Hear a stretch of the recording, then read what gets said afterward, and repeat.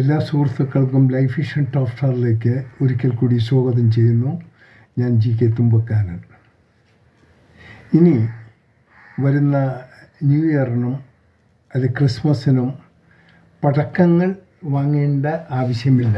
കാരണം നല്ല രീതിയിലുള്ള കരിമരുന്ന് പ്രയോഗമാണ് ഇപ്പോൾ നടന്നുകൊണ്ടിരിക്കുന്നത്. നമുക്കറിയാം, ഈ ഏറ്റവും കൂടുതൽ ചാകര കിട്ടുന്നത് ഞാനടക്കമുള്ള സോഷ്യൽ മീഡിയ പ്ലാറ്റ്ഫോംകാർക്കും ചാനൽ അവതാരകർക്കുമാണ്. നാം കാണുന്ന കേൾക്കുന്ന ഓരോ വാർത്തകളും വളരെ കൗതുകകരമായിട്ടുള്ള വാർത്തകളാണ്. അതായത് ഈ കമ്പക്കെട്ടിന്, അതായത് തൃശ്ശൂർ പൂരത്തിനേക്കാളും ഉഗ്രമായ വെടിക്കെട്ടുകളാണ് ഇപ്പോൾ നടന്നുകൊണ്ടിരിക്കുന്നത്. ഭരണപക്ഷം അതിന് തിരികൊളുത്തി, പോലീസ് അത് ഏറ്റെടുത്തു. മറ്റു പലരും അതിലെ കാരണക്കാരെ കണ്ടെത്താൻ സാധിക്കാത്ത രീതിയിൽ അവരെയൊക്കെ പ്രൊട്ടക്റ്റ് ചെയ്യുന്നതായിട്ടാണ് അറിയുന്നത്. എന്തായിരുന്നാലും ഈ സംസ്കാരമെന്ന് പറയുന്ന ഗാഡ്സ് ഓൺ കൺട്രി എന്ന് പറയുന്ന കേരളത്തിലെ ജനങ്ങൾക്ക് ഇങ്ങനെയുള്ള വാർത്തകൾ വായിക്കാനും കേൾക്കാനുമുള്ളൊരു ഗതികേടുണ്ടായതിൽ തലതാഴ്ത്തേണ്ടി വരുന്നു. കാരണം സിനിമകളിൽ ഉള്ളതിനേക്കാളും വലിയ കോമഡി ഷോകളാണ് കാണുന്നത്. അതിന് കാരണമുണ്ട്. കാരണം നമ്മുടെ കോമഡി രാജാവായ ശ്രീ ജഗദീഷ് ശ്രീകുമാർ, അദ്ദേഹം ഇപ്പോൾ റെസ്റ്റ് എടുക്കുകയാണ്. ആരോഗ്യ കാരണങ്ങളാൽ അദ്ദേഹത്തിനിപ്പോൾ സിനിമയിൽ പ്രത്യക്ഷപ്പെടാൻ സാധിക്കുന്നില്ല. പക്ഷേ അതിൻ്റെ കുറവ് നികത്തുന്നത് നമ്മുടെ ഇവിടുത്തെ പാർട്ടിക്കാരാണ്. അതിനേറ്റവും ആദ്യം ഉദ്ഘാടന കർമ്മം നിർവഹിച്ചത് നമ്മുടെ മുഖ്യമന്ത്രിയാണ്. അദ്ദേഹം പോലീസിനെ വിളിച്ചു പറഞ്ഞു, ടേക്ക് ആക്ഷൻ എന്ന് പറഞ്ഞു. പോലീസുകാർ അതൊക്കെ ആക്ഷനുമായി ഇതിൻ്റെ പിന്നിലാണ്. പാവം, ഏറ്റവും ഉറക്കമില്ലാത്ത രാവുകൾ ഇതിൻ്റെ കാരണക്കാർക്കല്ല, പ്രത്യേകിച്ച് പാവം പോലീസുകാർക്കാണ്. അവരും മനുഷ്യരല്ലേ. അവർക്ക് കൊടുക്കുന്ന അസൈൻമെൻറ്റ്, അവർക്ക് ഒരുപാട് നല്ല നല്ല കേസുകൾ, വളരെ അത്യാവശ്യം വേണ്ട കാര്യങ്ങൾ ഉള്ളപ്പോൾ തന്നെ ഏതെങ്കിലും ഒരു സ്ത്രീയുടെ കംപ്ലൈൻറ്റിൻ്റെ പിന്നാലെ ഈ പോലീസ് കൂട്ടത്തിൽ തന്നെ തിരിച്ചുവിട്ട് അവരുടെ സ്വസ്ഥത നശിപ്പിക്കുന്ന ഒരു സംവിധാനമാണ് ഇപ്പോൾ കേരളത്തിലുണ്ടായിരിക്കുന്നത്. ഇത് അപലനീയമാണ്. ഇതൊരിക്കലും ഇങ്ങനെ ഉണ്ടാകാൻ പാടില്ല.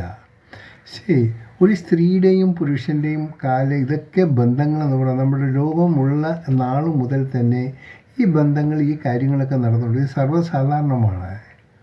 ഒളിക്യാമറ വെച്ച് ഇത് പിടിക്കലും കിടിക്കത്തില്ലാണ്. പിന്നെ ചിലവർക്കുള്ളത്, ഈ ഇലക്ഷൻ വരുമ്പോൾ ഏതെങ്കിലും പെണ്ണുങ്ങളെ എവിടെന്നെങ്കിലും ഒപ്പിക്കുക, അവരെന്തെങ്കിലും മോഹന വാഗ്ദാനങ്ങൾ, അപ്പോൾ അവരെ കൊണ്ടെന്തെങ്കിലും പറയിക്കുക, അതിൻ്റെ പേരിൽ ഒരു കേസെടുക്കുക.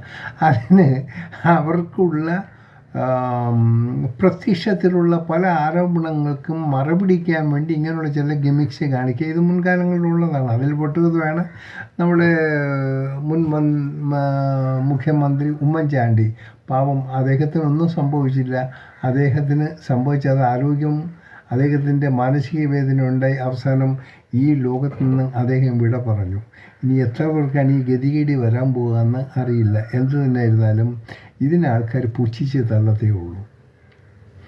ഈ കോടതികളും മറ്റുമൊക്കെ ഒത്തിരി കേസ് കിട്ടുള്ളപ്പോൾ ന്യായാധിപന്മാർക്ക് എന്നാ കേസ് ഒത്തുതീർപ്പാക്കാൻ വയ്യാതെയും അതിനുള്ളൊരു സൊല്യൂഷൻ കണ്ടെത്താതെയും സാധിക്കാത്ത സമയങ്ങളാണ് നിങ്ങളുള്ള ഈ വെടിക്കെട്ടുമായി പല ആൾക്കാരും വെടിക്കെട്ടിന് സപ്പോർട്ട് ചെയ്യാൻ ആൾക്കാരും. പിന്നെ എന്തിനാണ് ഇപ്പോൾ ഇതിൽ പട്ട് കിടക്കുന്ന ഒരു രാഹുൽ ഈശ്വർ, പാവം, അയാളും എന്തൊക്കെയോ പറഞ്ഞു. വാസ്തവമായിരിക്കാം, അല്ലാതിരിക്കാം.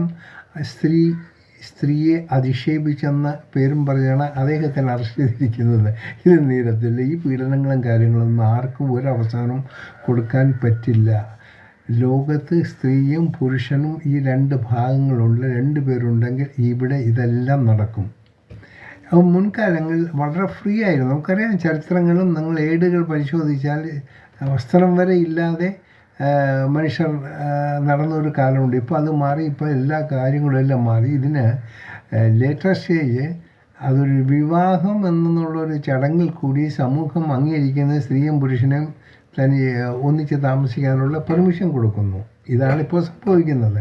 എന്നാൽ അതിനേക്കാളും കൂടുതൽ ഇത് സ്ത്രീയും പുരുഷനും തമ്മിൽ വിവാഹശേഷം ഉണ്ടാകേണ്ട എല്ലാ സൗകര്യങ്ങളും എല്ലാ ആഗ്രഹങ്ങളും അവരെ സഫലീകരിക്കുന്നു. നിങ്ങൾക്ക് സംശയമുണ്ടെങ്കിൽ ഞാൻ ഇടയ്ക്ക് കാണാറുണ്ടാണ്, ഒരു ട്രെയിനിൽ യാത്ര ചെയ്യുക. നിങ്ങൾക്ക് രാവിലെ ഈ ട്രിവാൻഡ്രത്ത് നിന്ന് ഇരിക്കുന്ന അല്ല കണ്ണൂരോ എറണാകുളമൊക്കെ പോകുന്ന ട്രെയിനിലൊന്ന് കാണുക. കൊച്ചു കുട്ടികൾ, അത് 10ാം ക്ലാസ്സിലും ഇതിലൊക്കെ പഠിക്കുന്ന പിള്ളേർ കാണിക്കുന്ന വികൃതരങ്ങൾ ഈ ട്രെയിനിൻ്റെ ഉള്ളിൽ.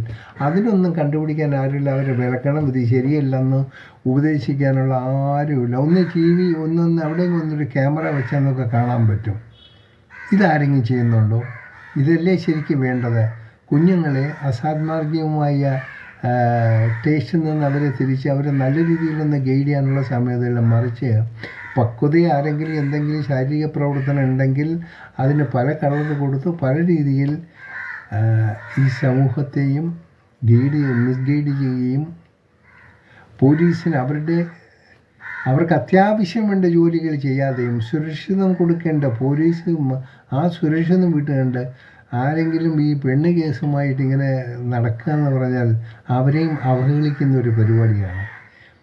പോലീസുകാരും മനുഷ്യരാണ്. അവർക്ക് കൊടുക്കുന്ന കേസ് ഒരു ഡീസൻസ് ആയിട്ടുള്ള കേസ് കൊടുക്കുക.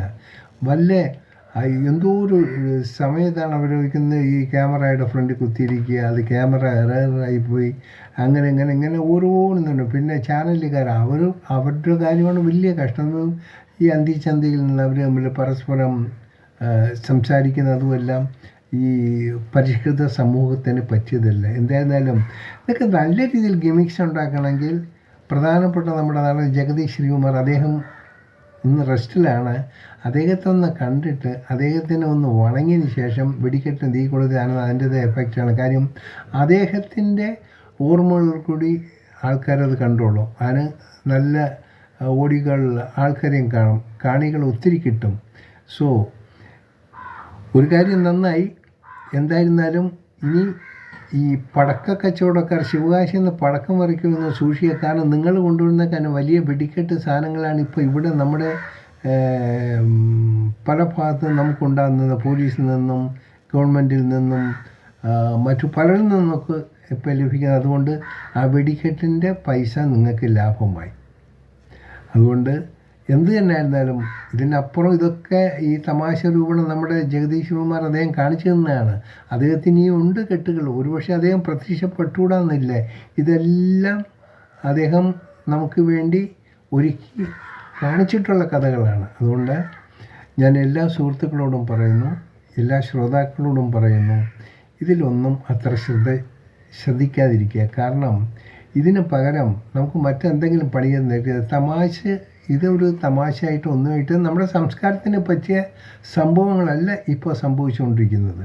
എന്തായിരുന്നാലും വെടിക്കെട്ട് തുടരട്ടെ. ഇവർ പൂരത്തിൻ്റെ റെക്കോർഡും ഇതും അവസാനം എന്താ നോക്കാം. ഒരു പക്ഷേ ഇന്ന് ഒരു വെടിക്കെട്ടിൻ്റെ അവസാനം എന്തോ ജാമ്യാപേക്ഷയായിട്ടൊക്കെ രാഹുൽ മാങ്കൂട്ടത്തിൻ്റെ ജാമ്യാപേക്ഷ ഇന്നാണ് ഇറക്കിയെന്ന് പറയുന്നു.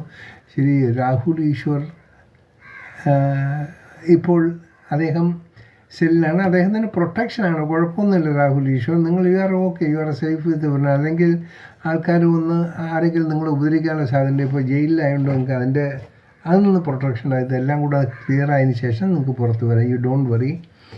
എല്ലാവർക്കും ഒരിക്കൽ കൂടി നല്ലൊരു ദിവസം നേരുന്നു. ഈ വെടിക്കെട്ടുകൾ തുടരട്ടെ, നമുക്കത് ആസ്വദിക്കാം. കാണാൻ വീണ്ടും മറ്റൊരു വീഡിയോയിലൂടെ. Thank you.